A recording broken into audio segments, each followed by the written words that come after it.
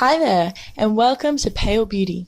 In an attempt to research and systematically analyse personal experience, I, Azel Tansa, who was born in Australia with a Turkish heritage, studying a Bachelor of Media and Communication, will use autoethnography to research and personally evaluate skin whitening in both China and India.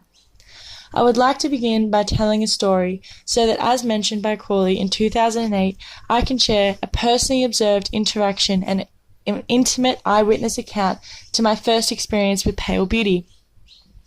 My initial introduction to pale beauty came before my research and accumulated over many years in a variety of different countries. However, my very first memory of the trend was in Bali. Yep, this is me. It was a scorching hot day and we were in the bustling market atmosphere of somewhere in Bali. This was a pretty long time ago.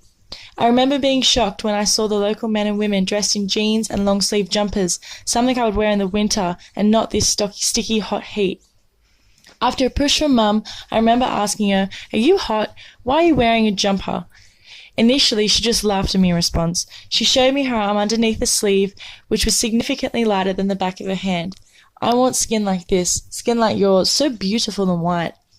As a kid who, even then, liked to tan, as was and still is the social norm in Australia, I just thought it was kind of strange and kind of viewed it as we want what we can't have. As the narrator in my first autoethnographic account, Ellis, Adams and Bochner, 2001, would suggest that I must value narrative truth based on what a story of experience does. This story is the roots to my personal discovery of a trend where to be pale is to be more beautiful. Now, I've experienced in my more recent introduction to the history, production and execution of this beauty trend a whole new reaction and understanding of it all, which I'm about to share with you. One of the difficulties of autoethnography, also suggested by Ellis, Adams and Bochner, that is also apparent in my story, is the question of reliability and the undeniable expectance of fallible memory.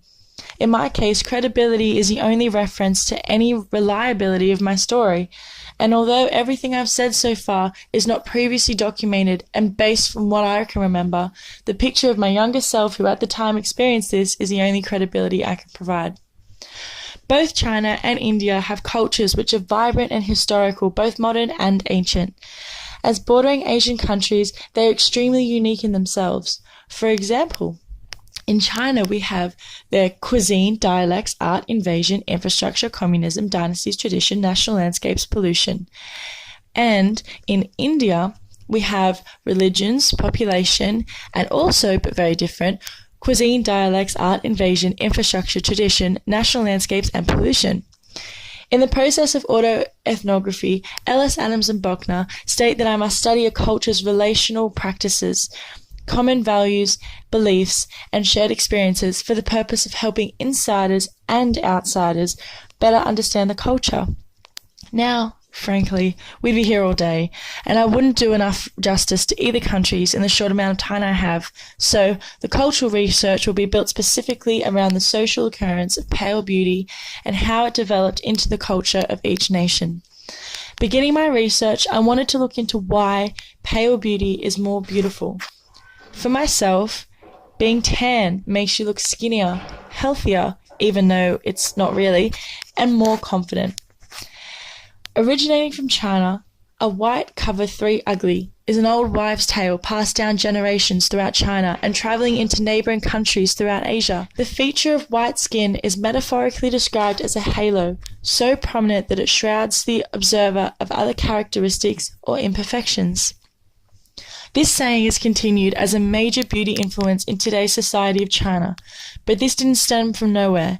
The idea of pale beauty dates back to ancient China, India, and Japan, and then later spread further across Asia.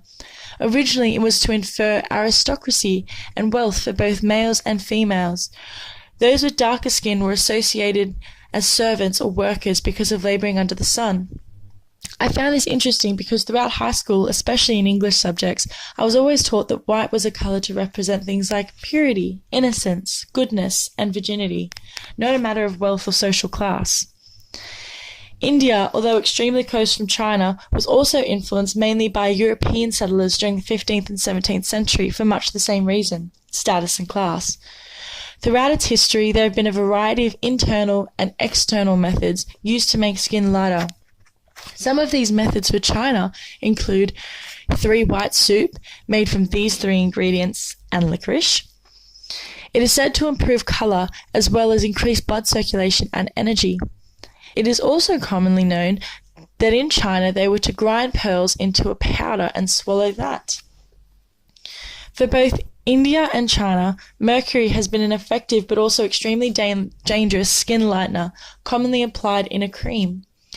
Bray for CNN reported in 2002 that in Hong Kong, 2 whitener creams from Rose Dew and La Rose Blanche had mercury levels between 9,000 and 65,000 times the recommended dose, causing 1 woman to be admitted to hospital and 13 others to seek specialists. Also, the process of removing the top darker layer of skin to have newer whiter skin left revealing are the following processes.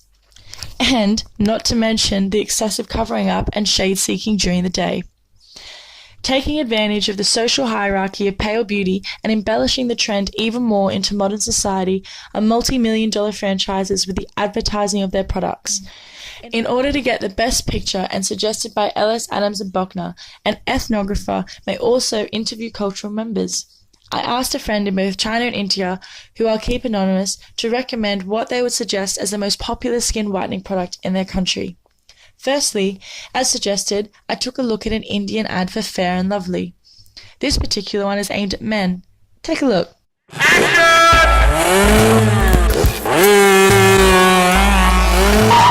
Okay, cut! Hero ko bulao!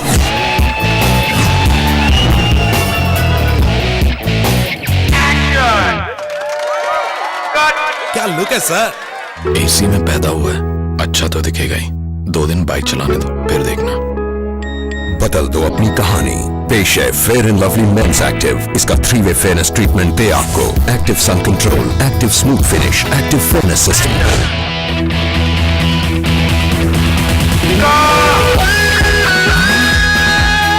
Keep rolling! No, keep rolling!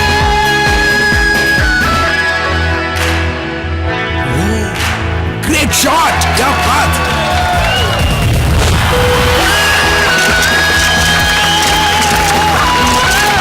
नया Fair and lovely mains Active. बदल दो अपनी कहानी। Now for me, it was interesting seeing another beauty trend aimed at men. I feel like I've only been exposed to hair, acne and shaving products when it comes to men's appearance. It was a thrilling storyline, wouldn't you agree? That after his transformation, everything he couldn't achieve just fell into place. Personally, I'd say that this ad couldn't portray and pressure the idea of beauty of pale skin any more obviously than they have. I mean, if I was promised fame and love and admiration like this guy in the ad, then I'd probably want pale skin too. Switching it up now, I took a look at the Chinese ad for the suggested product Olay Skin Whitening. 我就喜欢笑，但有人说笑多了会留下岁月痕迹，才不担心。新装升级大红屏，导入先进细胞能量科技，就像为疲惫的细胞充电，丰盈有活力。不但笑纹变淡了，还摸得到弹弹的、紧绷绷的肌肤。有了这一瓶，肌肤充满能量，我不尽情的笑。This ad reminded me a lot of the beauty product ads we have at home in Australia. A beautiful model, beautiful because of the product, duh, they want you to buy the brand, with lots of close-ups to show you just how effective it is for her skin. No blemishes or darkness, no matter how close you look. Then, followed by a scientific explanation and scientific visual imagery that most likely makes no sense to anyone, not me anyway, describing how scientists designed the product for successful specific function. Arroyo explains in his article that scientific language in cosmetic advertising tries to persuade the addressee to gain credibility, and to lead consumers to think that scientific names are going to enhance the product's performance because they are a result of scientific knowledge and the latest technology. Between these two ads, we can see a major difference, with India focusing hard on the social aspect of whiter skin, whereas China, still focusing on social perception of beauty, urges audiences to look at the science and health between whiter skin. Coming towards the end of my autoethnographic research, I would like to conclude the research as well as my personal experience in the best way I can, referring to Holman Jones 2005, advising that autoethnographers view research and writing as socially just acts rather than just preoccupation with accuracy. The goal is to produce analytical, accessible texts that change us and the world we live in for the better. So, to sum this up, I would like to say that the act of skin whitening, a long-standing part of both Indian and Chinese culture, is pretty reasonable. If they themselves feel more beautiful, confident, or wealthy, if any of the individuals of Chinese and Indian cultures choose to use these processes to alter their natural skin, then they have every right to do so, as long as they are aware of the risks. I sunbake in the sun, knowing full well about melanoma. It sounds silly, but I do. Anyway, I enjoy it. I feel better having that dark summer glow, and we each have the right to our own body. However, one aspect I'm not okay with, which is already being noticed, but I hope this project will make aware to a greater audience, is the social degrading of dark skin thrown across the media in these countries, particularly in India. While looking at advertisements, I even found a brand that sold and advertised skin whitening for the intimate area of females. The physical effects of skin whitening is for the person to choose. However, the psychological impact from extreme marketing is unnecessary. Young boys and girls with darker skin complexions grow up with lower self-confidence, which often impacts their personal and professional success, which was quoted by Bandry in 2016. An article by The Guardian 2017 published a quote by Sunil Bhatia, a professor of human development at Connecticut College.